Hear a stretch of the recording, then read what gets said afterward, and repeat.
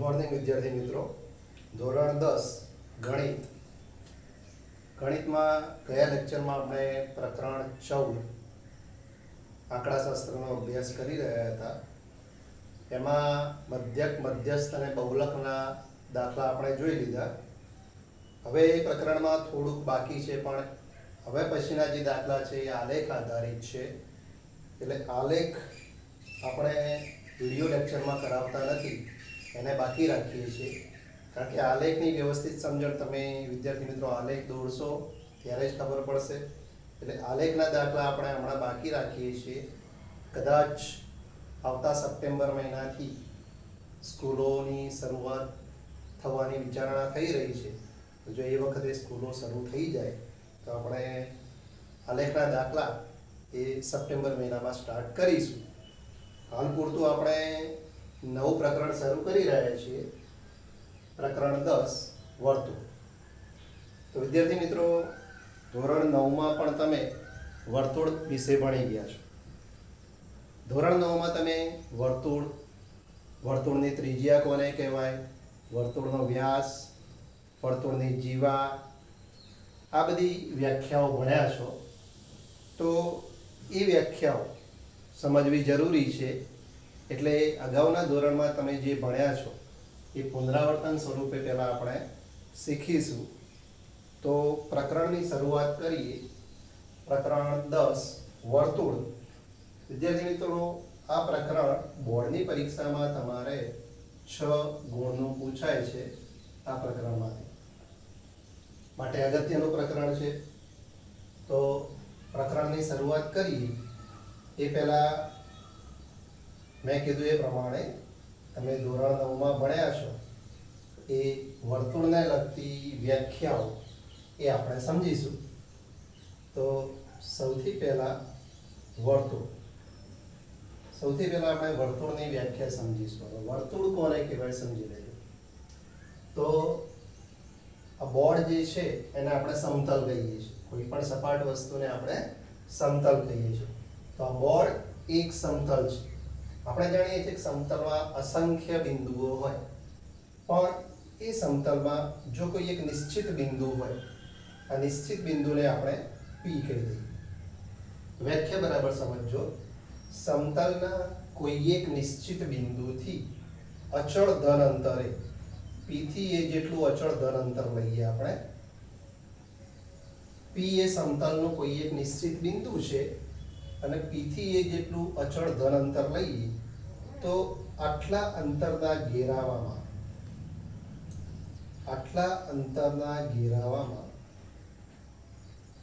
જેટલા પણ બિંદુઓ આવે, જેટલા બિંદુઓનો સમાવેશ થાય એ બિંદુઓના સમૂહને વર્તુળ કહેવાય. તો વ્યાખ્યા બરાબર ધ્યાન રાખજો વિદ્યાર્થી મિત્રો. પી એ સમતલનું કોઈ એક નિશ્ચિત બિંદુ છે અને પી થી એ જેટલું અચળ ધન અંતર છે. તો સમતલના કોઈ એક નિશ્ચિત બિંદુથી અચળ ધન અંતરે આવેલા બિંદુઓના સમૂહને વર્તુળ કહે છે. તો આ થઈ વર્તુળની વ્યાખ્યા. તો આપણે અહીંયા વર્તુળની વ્યાખ્યા લખીએ કે સમતલના કોઈ એક નિશ્ચિત બિંદુથી અચળ ધન અંતરે અથવા સમાન અંતરે પણ બોલી શકાય, અચળ ધન અંતરે આવેલા બિંદુઓના સમૂહને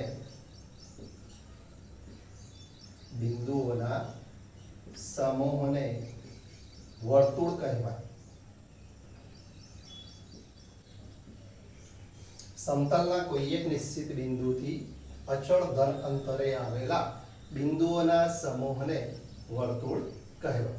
હવે આ જે નિશ્ચિત બિંદુ હતું પી એ વર્તુળનું કેન્દ્ર છે. તો અહીં પી ને આપણે શું કહીશું, વર્તુળનું કેન્દ્ર. અને આ અચળ ધન અંતર જે આપણે લીધું એટલે કે પીએ જે છે એ વર્તુળની ત્રિજ્યા છે. પીએ ને શું કહીશું આપણે, વર્તુળની ત્રિજ્યા. તો પી કેન્દ્ર અને P એ ત્રિજ્યા. તો P કેન્દ્ર અને P એ ત્રિજ્યા વાળા વર્તુળને સંકેતમાં, હવે વર્તુળ માટે આવો સંકેત છે, વર્તુળ અને વંચાય વર્તુળ, P કેન્દ્ર P એ ત્રિજ્યા. તો સંકેતમાં આ રીતે દર્શાવાય, વર્તુળ P કેન્દ્ર P એ ત્રિજ્યા વડે દર્શાવાય. વિદ્યાર્થી મિત્રો, આ થઈ વર્તુળની વ્યાખ્યા. ત્યારબાદ બીજી વ્યાખ્યા આપણે સમજીએ, વર્તુળની ત્રિજ્યા. આ વ્યાખ્યા પણ તમે ધોરણ 9 માં ભણી ગયા છો. હવે જુઓ, અહીંયા આપણે કીધું કે PA શું છે? વર્તુળની ત્રિજ્યા. હવે આ PA, તો PA શું છે? રેખાખંડ છે. શું છે? રેખાખંડ. તો તમે જાણો છો, અગાઉ પણ ભણી ગયા છો ધોરણ 9 માં, કે રેખાખંડના કેટલા અંત્ય બિંદુ હોય? 2 અંત્ય બિંદુ હોય. તો વર્તુળની ત્રિજ્યાની વ્યાખ્યા આપણે આ પ્રમાણે કરીશું કે જે રેખાખંડનું એક અંત્ય બિંદુ વર્તુળનું કેન્દ્ર હોય. જુઓ, P એ શું છે? વર્તુળનું કેન્દ્ર. તો જે રેખાખંડનું એક અંત્ય બિંદુ વર્તુળનું કેન્દ્ર હોય અને બીજું અંત્ય બિંદુ વર્તુળ પર હોય, તો એ છે, એ શું છે? વર્તુળ પરનું બિંદુ છે. વર્તુળના વર્તુળાકાર પથ ઉપર જેટલા પણ બિંદુઓ આવે એ બધા વર્તુળના બિંદુઓ કહેવાય. બરાબર ધ્યાન રાખજો વિદ્યાર્થી મિત્રો, વર્તુળના વર્તુળાકાર પથ ઉપર હોય એ બિંદુઓ જ વર્તુળના બિંદુઓ કહેવાય. વર્તુળની અંદરનું કે વર્તુળની બહારનું બિંદુ વર્તુળનું બિંદુ કહેવાય નહીં. ધ્યાન રાખજો. વર્તુળની ત્રિજ્યાની વ્યાખ્યા આપણે આ પ્રમાણે કરીશું કે જે રેખાખંડનું એક અંત્ય બિંદુ વર્તુળનું કેન્દ્ર હોય અને બીજું અંત્ય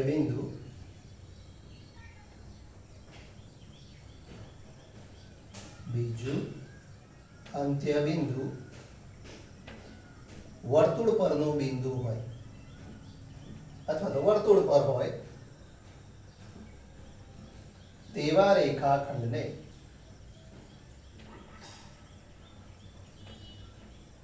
વર્તુળની ત્રિજ્યા કહેવાય.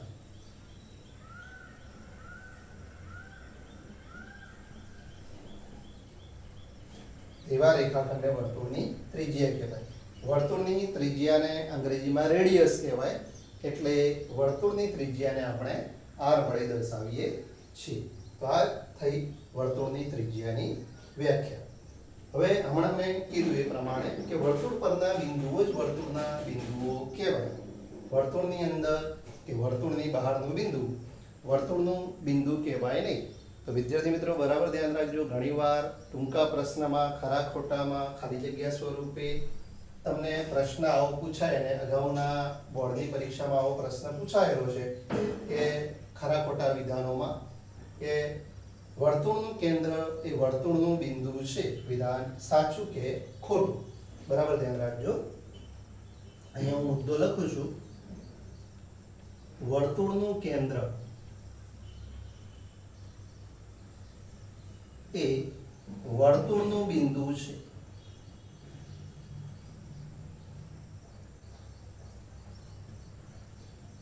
વિધાન ખરું કે ખોટું?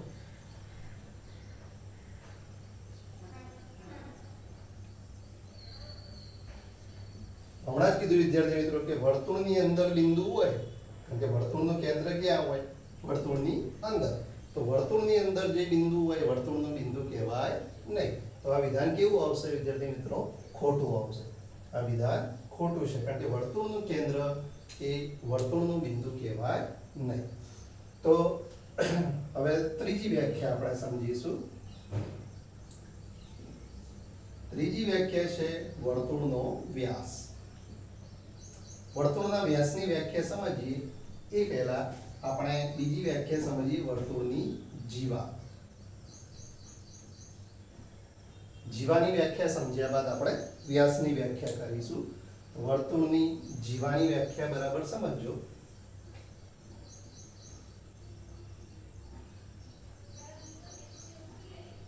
પી કેન્દ્ર વાળું એક વર્તુળ છે. પી કેન્દ્રિત એક વર્તુળ છે જેમાં અહીંયા આ જે રેખાખંડ દોર્યો, રેખાખંડ AB, તો રેખાખંડ AB ના જુઓ બંને અંત્ય બિંદુઓ કયા કહેવાય? A અને B. તો રેખાખંડ AB ના બંને અંત્ય બિંદુઓ જો વિદ્યાર્થી મિત્રો એક જ વર્તુળ પર છે. ક્યાં છે? એક જ વર્તુળ પર. તો આને આ પ્રમાણે વ્યાખ્યાયિત કરાય કે જે રેખાખંડના બંને અંત્ય બિંદુઓ એક જ વર્તુળ પર હોય. યાદ રાખજો બરાબર. જે રેખાખંડના બંને અંત્ય બિંદુઓ એક જ વર્તુળ પર હોય તેવા રેખાખંડને વર્તુળની જીવા કહે છે. તો જીવાની વ્યાખ્યા આપણે આ પ્રમાણે કરીશું કે જે રેખાખંડના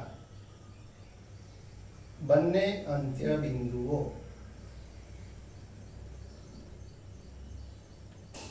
એક જ વર્તુળ પર હોય, એક જ વર્તુળ પર હોય તેવા રેખાખંડને વર્તુળની જીવા કહેવાય.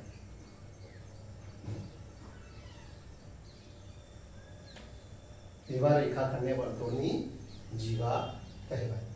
રેખાખંડ AB એ વર્તુળની જીવા છે. યાદ રાખજો, વર્તુળની જીવા એ રેખાખંડ છે. હવે આપણે શીખીશું વર્તુળનો વ્યાસ.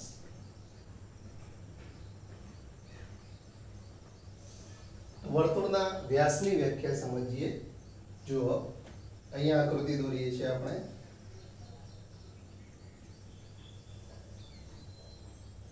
આકૃતિમાં પી કેન્દ્ર વાળું એક વર્તુળ દોર્યું છે. હવે આપણે જાણ્યું કે વર્તુળને તો ઘણી બધી જીવાઓ દોરી શકાય. આપણે નીચેથી શરૂ કરીએ તો સૌથી નાની જીવા નીચે આવે, પણ જેમ જેમ કેન્દ્રની નજીક જતા જઈએ તેમ એમ જીવાની લંબાઈ વધતી જાય અને જે સૌથી મોટી જીવાઓ હોય એ વર્તુળના કેન્દ્રમાંથી પસાર થાય. જો વર્તુળના કેન્દ્રમાંથી પસાર થતી જીવા એ વર્તુળની સૌથી મોટામાં મોટી જીવા છે. તો વર્તુળના કેન્દ્રમાંથી પસાર થતી જીવાને વર્તુળનો વ્યાસ કહે છે. બરાબર સમજો. વર્તુળના કેન્દ્રમાંથી પસાર થતી જીવાને વર્તુળનો વ્યાસ કહે છે.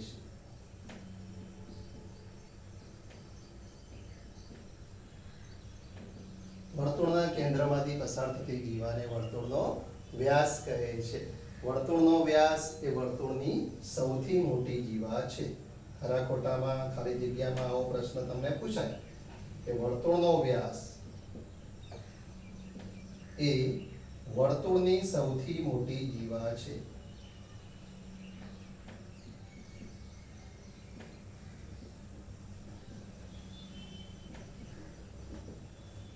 વર્તુળનો વ્યાસ એ વર્તુળની સૌથી મોટી જીવા છે. અને તમે જાણો છો કે ત્રિજ્યાના બમણા કરવાથી શું મળે?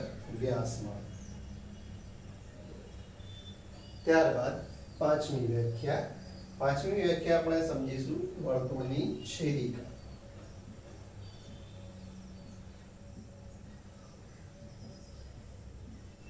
વર્તુળની છેદિકા કોને કહેવાય? તો સૌથી પહેલા આકૃતિ દ્વારા આપણે સમજીએ.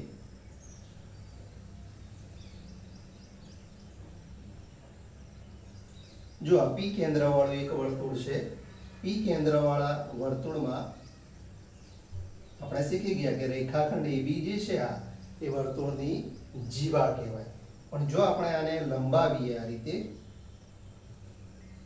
તો એક રેખા બની અને એ રેખાની અંદર આ જે બની એ રેખા AB બની, એની અંદર વર્તુળની જીવા સમાયેલી છે.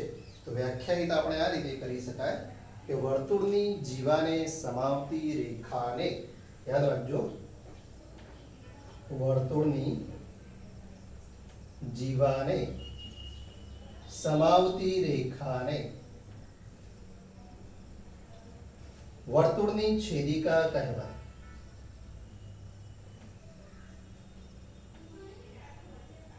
વર્તુળની જીવાને સમાવતી રેખાને વર્તુળની છેદિકા કહેવાય. યાદ રાખજો વિદ્યાર્થી મિત્રો કે વર્તુળની જીવા એ રેખાખંડ છે જ્યારે વર્તુળની છેદિકા એ રેખા છે। તો આ પ્રમાણેની 5 વ્યાખ્યાઓ આપણે શીખ્યા। જો આગળ પણ આપણે વ્યાખ્યાઓ શીખવાની છે, પણ એ પહેલા આ બોર્ડ પર લખેલી વ્યાખ્યાઓને બરાબર વાંચી સમજી અને તમારી નોટબુકમાં સારા અક્ષરે આકૃતિઓ તમે બધી પેન્સિલથી દોરજો, કારણ કે આ પ્રકરણની અંદર વર્તુળની આકૃતિઓ દોરવાની આવશે, દાખલાઓમાં પણ આવશે, જે આપણે પેન્સિલથી દોરવાની છે। તો વ્યવસ્થિત અક્ષરે તમે તમારી નોટબુકમાં આ લખી દો।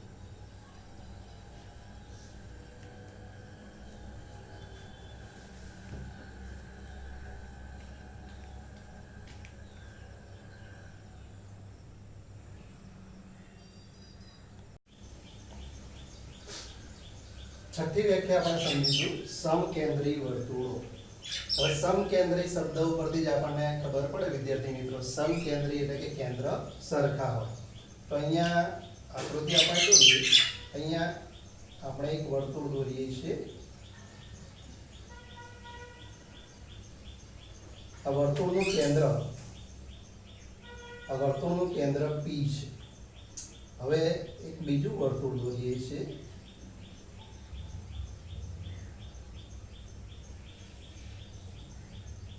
બીજા વર્તુળનું કેન્દ્ર પણ P જ છે। તો આ બંને વર્તુળોનું કેન્દ્ર કેવું છે? સમાન, પણ ત્રિજ્યા અલગ અલગ છે। જુઓ, આ નાના વર્તુળની ત્રિજ્યા થશે આટલી, અને આ જે છે એ મોટા વર્તુળની ત્રિજ્યા થશે। ધારો કે નાના વર્તુળની ત્રિજ્યાને આપણે R1 કહીએ અને મોટા વર્તુળની ત્રિજ્યાને R2 કહીએ। તો આ વર્તુળના કેન્દ્ર સમાન છે, કેન્દ્ર એક જ છે, પણ ત્રિજ્યાઓના માપ અલગ અલગ છે। તો આપણે આ પ્રમાણે વ્યાખ્યાયિત કરી શકીએ કે એક જ સમતલમાં આવેલા બંને વર્તુળો એક જ સમતલમાં છે, એક જ સમતલમાં આવેલા વર્તુળોનું કેન્દ્ર એક જ હોય, પરંતુ ત્રિજ્યાઓના માપ અલગ અલગ હોય, તો તેવા વર્તુળોને સમકેન્દ્રી વર્તુળો કહે છે। આ પ્રમાણે વ્યાખ્યાયિત કરી આપણે કે એક જ સમતલમાં આવેલા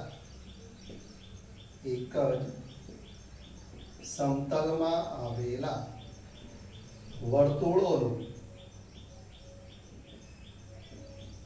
કેન્દ્ર એક જ હોય, પરંતુ ત્રિજ્યાઓના માપ અલગ અલગ હોય અથવા જુદા હોય, તો તેવા વર્તુળોને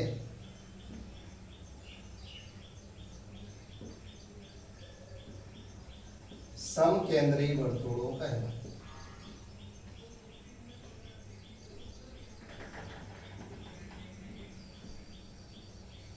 આ રીતે સમકેન્દ્રી વર્તુળોની વ્યાખ્યા થાય। અહીંયા બંને વર્તુળોનું કેન્દ્ર એક જ છે, પણ ત્રિજ્યાઓના માપ જુદા જુદા છે, એટલે R1 not equal to R2, ત્રિજ્યાઓના માપ અલગ અલગ છે। સાતમી વ્યાખ્યા આપણે સમજીશું એકરૂપ વર્તુળો।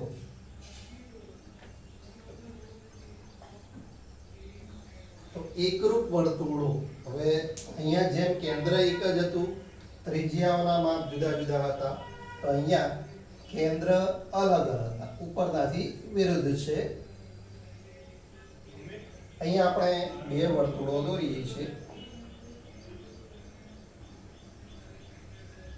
આકૃતિમાં બે વર્તુળ દોર્યા છે। એક વર્તુળનું કેન્દ્ર આપણે P કહીએ, બીજા વર્તુળનું કેન્દ્ર Q કહી દઈએ। આ P કેન્દ્રવાળા વર્તુળની ત્રિજ્યા, જેને આપણે R1 કહીએ, Q કેન્દ્રવાળા વર્તુળની ત્રિજ્યા, જેને R2 કહીએ। તો આ બંને વર્તુળોમાં જુઓ, કેન્દ્ર જુદા જુદા છે, પરંતુ ત્રિજ્યાઓ R1 અને R2 ના માપ સમાન છે, એટલે કે P not equal to Q, કેન્દ્ર અલગ અલગ છે, પરંતુ R1 બરાબર R2, ત્રિજ્યાઓના માપ સમાન છે। તો સમજી ગયા હશો તમે કેવી રીતે વ્યાખ્યાયિત કરાય। તો બંને વર્તુળો આપણ એક જ સમતલમાં કહેવા પડે। તો આ રીતે લખાય કે એક જ સમતલમાં આવેલા વર્તુળોના કેન્દ્ર અલગ અલગ હોય, કેન્દ્ર અલગ અલગ એટલે કે જુદા જુદા હોય, પરંતુ ત્રિજ્યાઓના માપ સમાન હોય, ત્રિજ્યાઓના માપ સમાન હોય તો તેવા વર્તુળોને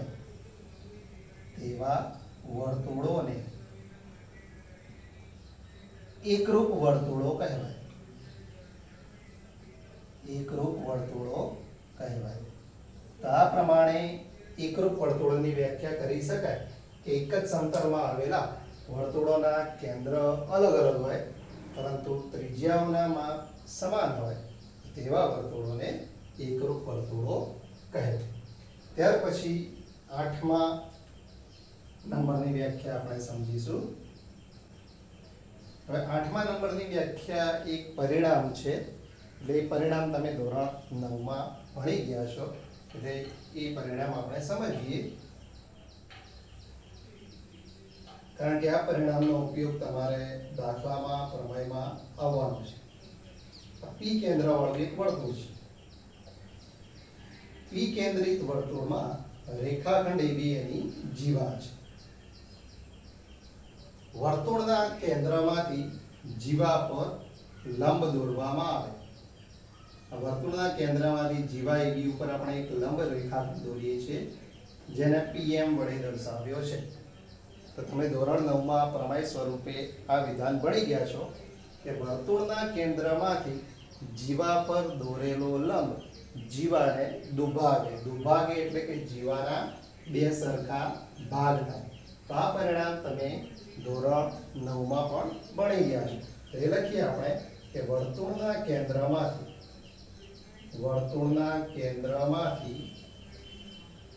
જીવાને દોરેલો લંબ જીવાને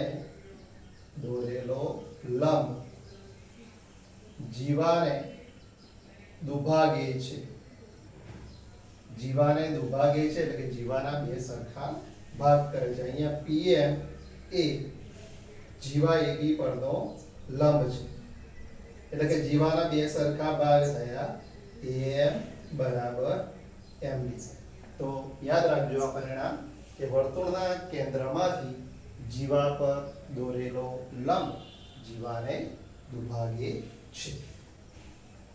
ત્યારબાદ 9મું પરિણામ આપણે સમજીશું વિદ્યાર્થી મિત્રો કે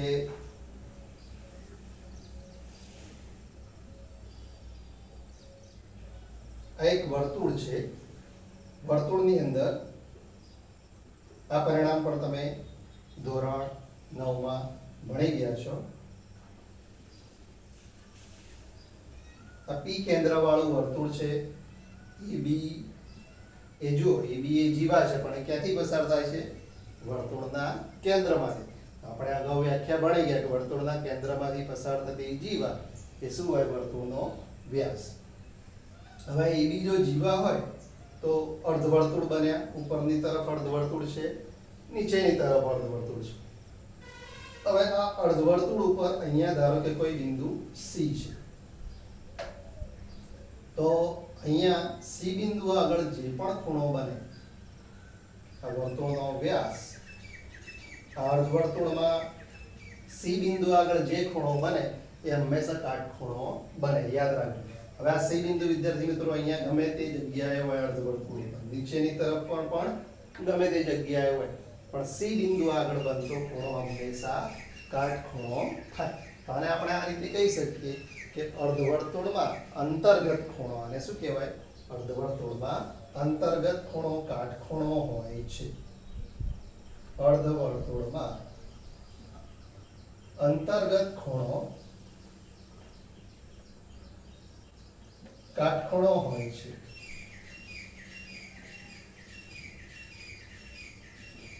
આ પરિણામ પણ વિદ્યાર્થી મિત્રો યાદ રાખવાનું છે કે અર્ધવર્તુળમાં અંતર્ગત ખૂણો કાટખૂણો હોય છે। 10મી વ્યાખ્યા આપણે શીખીશું વર્તુળનો સ્પર્શક। વર્તુળના સ્પર્શકની વ્યાખ્યા સમજીએ કે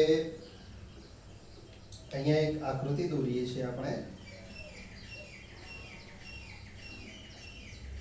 પી કેન્દ્રવાળું વર્તુળ છે. અહીંયા એક રેખા દોરવામાં આવી છે. આ રેખાને આપણે કહી દઈએ L. આ રેખા L આપેલ વર્તુળને અહીંયા ધારો કે એ બિંદુમાં છેદે છે. તો જો આપણે અગાઉ છેદિકાની વ્યાખ્યા ભણ્યા હતા આપણે, તો છેદિકા જે હોય એ રેખા વર્તુળને બે ભિન્ન બિંદુઓમાં છેદે. પણ આ રેખા એવી છે કે જે વર્તુળને માત્ર એક જ બિંદુમાં છેદે છે. તો એ રેખા, જો એવી રેખા કે જે વર્તુળને માત્ર એક જ બિંદુમાં છેદતી હોય, તો તેવી રેખાને વર્તુળનો સ્પર્શક કહેવાય. તો આપણે આને આ રીતે વ્યાખ્યાયિત કરીશું કે આપેલ વર્તુળને તે જ સમતલમાં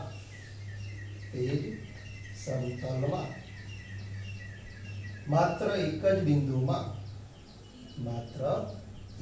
બિંદુમાં છેદતી રેખાને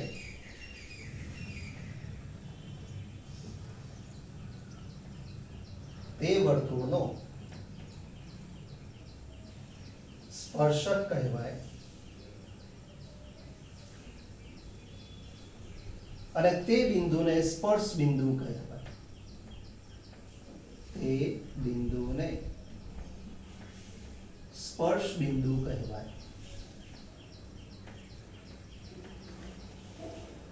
તો યાદ રાખજો વિદ્યાર્થી મિત્રો, આ જે એ છે બિંદુ એ શું છે? સ્પર્શ બિંદુ. બિંદુ એ સ્પર્શ બિંદુ છે, જ્યારે રેખા L એ શું છે? વર્તુળનો સ્પર્શક. તો આ પ્રમાણે સ્પર્શકની વ્યાખ્યા કરી શકાય. તો આજે આવી 10 વ્યાખ્યાઓ આપણે શીખ્યા છીએ. તો આ 10 વ્યાખ્યાઓ તમારે બરાબર તૈયાર કરવાની છે, કારણ કે આ વ્યાખ્યાઓનો ઉપયોગ અગાઉ હવે પછી તમારે પ્રમેયમાં અને દાખલાઓમાં થશે. ટૂંકા પ્રશ્નો પણ આના આધારિત પૂછાતા હોય છે. એટલે આ વ્યાખ્યાઓ બરાબર સમજવી જરૂરી છે, તો તમે આ પ્રકરણને વ્યવસ્થિત રીતે સમજી શકશો. તો આ વ્યાખ્યાઓ તમે તૈયાર કરી દેજો, જેથી આના પછીના લેક્ચરમાં તમે આ પ્રકરણને વ્યવસ્થિત સમજી શકો. Good bye.